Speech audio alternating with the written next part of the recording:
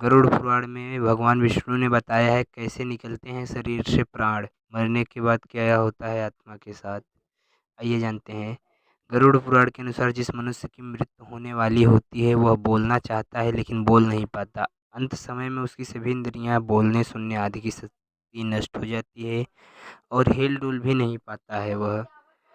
उस समय दो यमदूत आते हैं और शरीर से अंगूठे के बराबर आत्मा निकलती है जिसे यमदूत पकड़ लेते हैं।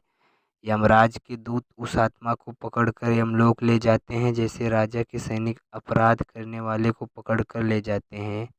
उस जीवात्मा को रास्ते में थकने पर भी यमराज के दूत डराते हैं और नरक में मिलने वाली दुखों के बारे में बार बार बताते हैं। यमदूतों की ऐसी भयानक बातें सुनकर आत्मा जोर जोर से रोने लगती है, किंतु यमदूत उस पर बिल्कुल भी दया नहीं करते हैं। इसके बाद वह जीवात्मा आग की तरह गर्म हवा तथा गर्म बालू पर वह चल नहीं पाती और भूख प्यास से तड़पती है। तब यमदूत उसकी पीठ पर चाबुक मारते हुए उसे आगे ले जाते हैं। वह जीव जगह जगह गिरता है और बेहोश हो जाती है, फिर उठकर चलने लगती है। इस प्रकार यमदूत जीवात्मा को अंधकार वाले रास्ते से यमलोक ले जाते हैं।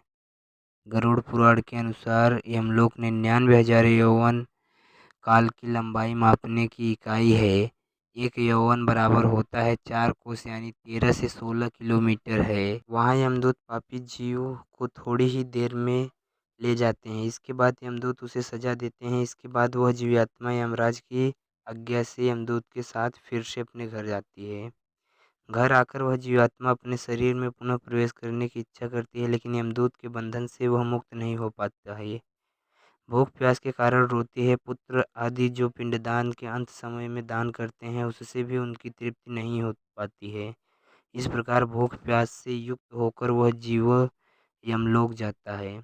इसके बाद वह आत्मा के पुत्र आदि परिजन आदि पिंडदान नहीं देते हैं तो वह प्रेत बन जाती है और लंबे समय तक सुनसान जंगल में रहती है। गरुड़ पुराण के अनुसार मनुष्य की मृत्यु के 10 दिन तक पिंडदान अवश्य करना चाहिए। पिंडदान से ही आत्मा को चलने की शक्ति प्राप्त होती है। शव को जलाने के बाद मृत देह से अंगूठे के बराबर का शरीर उत्पन्न होता है। वह यमलोक के मार्ग में शुभ अशुभ फल को भोगता है। पहले दिन पिंडदान से सिर, दूसरे दिन से गर्दन और कंधे, तीसरे दिन से हृदय, चौथे दिन से पिंड से पीठ, पाँचवें से नाभि, छठे और सातवें दिन से कमर और नीचे का भाग, आठवें दिन से पैर, नौवें और 10वें से भूख प्यास आदि उत्पन्न होती है।